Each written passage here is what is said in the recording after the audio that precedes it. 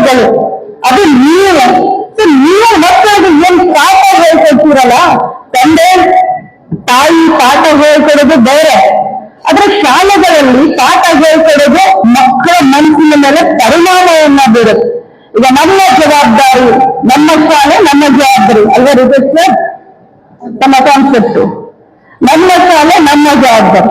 ಈ ಮಕ್ಕಳಿಗೆ ಅದನ್ನ ತಲೆಗೆ ಹಾಕಿ, ಅವರ ಪಾಲಕರಿಗೂ ಹಾಕಿ, ಈ ಮಕ್ಕಳಿಗೂ ಹಾಕಿ. ನಮ್ಮ SDMC ಕಮಿಟಿ ಮದುವೆನ ನನ್ನ ಕ್ಷೇತ್ರದಲ್ಲಿ ನಾನು SDMC ಕಮಿಟಿ ಜೊತೆ ತುಂಬಾ ಅನ್ವಯವಾಗಿದ್ದೀನಿ ಕಾವೇರಿ ಮೇಡಮ್. ಪ್ರತಿಯೊಂದು ತಿಂಗಳು ಅಥವಾ 2 ತಿಂಗಳಿಗೊಮ್ಮೆ ನಾನು SDMC ಕಮಿಟಿ ಅವ್ರನ್ನ ಕರೆದು ಶಾಲೆಗೆ ಏನ್ ಬೇಕು ಏನ್ ಬೇಡ ಅನ್ನೋದನ್ನು ನಾನು ಚರ್ಚೆ ಮಾಡ್ತಾ ಇರ್ತೀನಿ. SDMC ಕಮಿಟಿ ಇಲೆಕ್ಷನ್ ಆಗ್ತದೆ, ನೀವೆಲ್ಲ ಕೇಳಿದಿರ ಇಲ್ಲ, ನಿಮ್ಗೆ ಗೊತ್ತಿದೆಯಾ ಇಲ್ಲ ಗೊತ್ತಿಲ್ಲ, ಬಹಳಷ್ಟು ತಿರುಸಿನ ಇಲೆಕ್ಷನ್ ಆಗ್ತವೆ. SDMC committee election 2 lakh 3 lakh ಖರ್ಚಿನ ಇಲೆಕ್ಷನ್ ಮಾಡ್ತಾರೆ. ತಮಗೆಲ್ಲ ಗೊತ್ತಿಲ್ಲ, ಅಷ್ಟೊಂದು ಪ್ರೆಸ್ಟೀಜಿಯಸ್ ವಿಷಯ ಅದು. ನಿಮಗೆ ಅದ್ರ ಬಗ್ಗೆ ಅರಿವಿದೆಯೋ ಇಲ್ಲ ನನಗೆ ಗೊತ್ತಿಲ್ಲ. ನಮ್ಮ ಕಡೆ ಅಂದ್ರೆ ಆ ಮಟ್ಟಕ್ಕೆ SDMC ಕಮಿಟಿಗಳು ಇದನ್ನ ಮಾಡ್ತಾರೆ.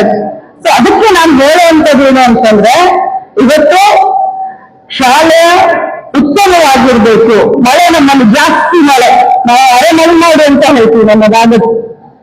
ಈ ಕಡೆ ಬಯಸಿನೂ ಅಲ್ಲ, ಈ ಕಡೆ ಮಲೆನಾಡಿನೂ ಅಲ್ಲ, ಇದು ಅರೆ ಮಲೆನಾಡು ನಮ್ಮದು. ಇಲ್ಲಿ ಬರೀ ಜಿಟಿ ಅಂತ ಮಳೆ. ಅದರಲ್ಲಿ ಈ ವರ್ಷ ಬಂದಂತ ಮಳೆ ಗಾತ್ರ 93 ದಿವಸ ಇವತ್ತಿದೆ. ಬೆಳಗಾವಿಯಲ್ಲಿ ಮಳೆ ಹೋಗ್ತಾನೆ ಇಲ್ಲ, ನಿಲ್ತಾನೂ ಇಲ್ಲ. ಬೆಳಗಾವಿ ತಾಲೂಕು, ಖಾನಾಪುರ ತಾಲೂಕು ಅತ್ಯಧಿಕವಾಗಿ ಮಳೆಗೆ ಏನಾದ್ರೂ ಈ ವರ್ಷ ನಮಗೆ ತೊಂದರೆ ಆಗಿದೆ ಅಂತಂದ್ರೆ ಅದು ಬೆಳಗಾವಿ ತಾಲೂಕು ಇರ್ಬೋದು ಅಥವಾ ಖಾನಾಪುರ ತಾಲೂಕು ಇರ್ಬೋದು.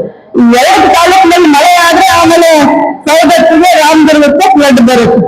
ಆದ್ರೆ ನಾನು ತಮ್ಮನ್ನು ಇಷ್ಟ ಹೇಳ್ತೀನಿ, ಯಾಕಂದ್ರೆ ಸಚಿವರು ಇದ್ದಾರೆ, ಅಧಿಕಾರಿಗಳನ್ನು ಇದ್ದೀರಿ. 7th ಆದ್ಮೇಲೆ ನಮಗೆ ಹೈಸ್ಕೂಲ್ಗಳ ಬೇಡಿಕೆ ಬಹಳ ಇದೆ. ಗ್ರಾಮೀಣ ಮಟ್ಟದಲ್ಲಿ ನಮ್ಗೆ ಏನಾಗುತ್ತೆ ಅಂತಂದ್ರೆ ಹಳ್ಳಿಯಿಂದ ನಾವು ಬೆಳಗಾವಿಗೆ ಬರ್ಬೇಕು, ಬೆಳಗಾವಿಗೆ ಬಂದು ನಾವು ವಿದ್ಯಾಭ್ಯಾಸವನ್ನ ಮಾಡಬೇಕು. ಇಲ್ಲ ಅಂತಂದ್ರೆ ತಾಲೂಕು ಪ್ಲೇಸ್ಗೆ ಹೋಗ್ಬೇಕು, ಬಸ್ನಲ್ಲಿ 10 ಕಿಲೋಮೀಟರ್ 15 ಕಿಲೋಮೀಟರ್ ಮಕ್ಕಳು ಬಂದು ಕಲಿಬೇಕು. ಸೊ ನಮಗೆ ಹೈಸ್ಕೂಲ್ ಆಗ್ಲೇಬೇಕು ಅನ್ನುವಂತ ಒಂದು ಇದು ಬಹಳಷ್ಟು ಬೇಡಿಕೆ ನಮಗೆಲ್ಲರಿಗೂ ಬರ್ತಾ ಇದೆ.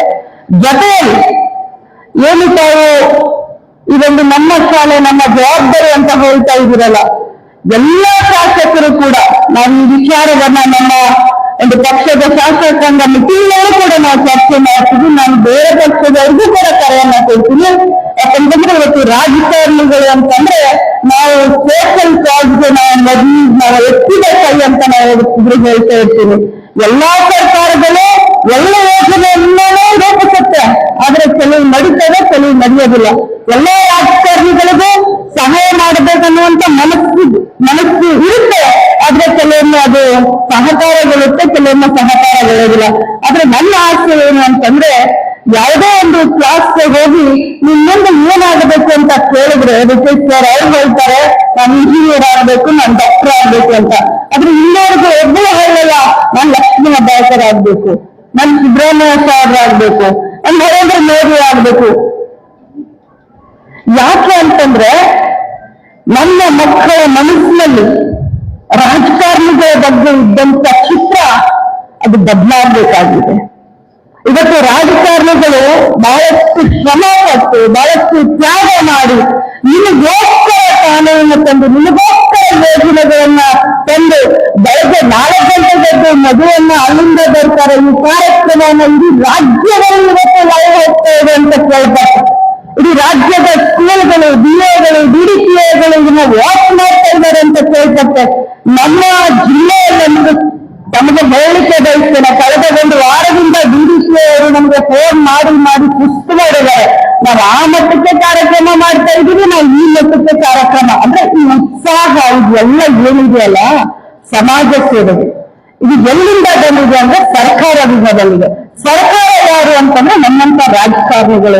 ಅದಕ್ಕೆ ರಾಜಕಾರಣಿಗಳು ಯಾವತ್ತಿದ್ರು ಕೂಡ ಸಮಾಜದ ಸೇವೆಯನ್ನ ಮಾಡಬೇಕು ಇರ್ತೀವಿ ಹೊರತಾಗಿ ಬೇರೆ ಉದ್ದೇಶಕ್ಕೆ ಅಲ್ಲ ಅಂತ ನಾನು ಮಕ್ಕಳ ಮನಸ್ಸಿನಲ್ಲಿ ಹೇಳಲಿಕ್ಕೆ ಬಯಸ್ತೇನೆ. ಮುಂದೊಂದು ದಿನ ತಾವೆಲ್ಲರೂ ಕೂಡ ತಮ್ಮ ಕನಸನ್ನ ಈಡೇರಿಸಿ, ತಾವೆಲ್ಲರೂ ಕೂಡ ತಮ್ಮ ತಂದೆ ತಾಯಿ ಕಲ್ತಂತ ಕನಸನ್ನ ಈಡೇರಿಸಲಿಕ್ಕೆ ಈ ರಾಜ್ಯದ ಉತ್ತಮ ಪ್ರಜೆ ಆಗ್ಲಿಕ್ಕೆ ಸನ್ನದ್ಧರಾಗಿ ಅಂತ ಹೇಳ್ತಾ ಕಾನ್ಸೆಪ್ಟ್ ಅನ್ನ ನಾನು ನನ್ನ ಮನೆಯಿಂದ ಶುರು ಮಾಡಿದ್ರೆ ಇಡೀ ರಾಜ್ಯಕ್ಕೆ ಇದು ಹೋಗುತ್ತೆ. ಈ ಕಾನ್ಸೆಪ್ಟ್ ಅನ್ನ ನಾನು ನನ್ನ ಕ್ಷೇತ್ರದ SDMC ಸದಸ್ಯರನ್ನ ಕರೆದು ನನ್ನ ಕ್ಷೇತ್ರದಿಂದ ನನ್ನ ಕಾನ್ಸೆಪ್ಟ್ ಅನ್ನ ನಾನು ಶುರು ಮಾಡ್ತೀನಿ. ನಾನು ಶುರು ಮಾಡಿದ್ರೆ ನನ್ನ ಪಕ್ಕದ ಕ್ಷೇತ್ರ ನನ್ನ ಶಾಸಕರು ಸಹೋದರಾದಂತ ಬಾಬಾ ಸಾಹೇಬ್ ಪಾಟೀಲ್ ಶುರು ಮಾಡ್ತಾರೆ, ವಿಶ್ವಾಸ್ ವೈದ್ಯರನ್ನು ಶುರು ಮಾಡ್ತಾರೆ, ರಾಜಶೇಖರ್ ಅವರು ಇದನ್ನು ಶುರು ಮಾಡ್ತಾರೆ. ಈ ಕಾರ್ಯಕ್ರಮವನ್ನ ನಾನು ಮೊದಲು ನನ್ನ ಮನೆಯಿಂದ ಶುರು ಮಾಡ್ತೀನಿ ಅಂತ ಹೇಳ್ತಾ, ಎಲ್ಲರಿಗೂ ವಿದ್ಯೆ ಬೇಕೇ ಬೇಕು. If we forget our root will not get the fruit. So ನಮ್ಮ ರೂಟ್ ಯಾವುದು ಅಂತಂದ್ರೆ ನಾವು ಕಲ್ತಂತ ಶಾಲೆ.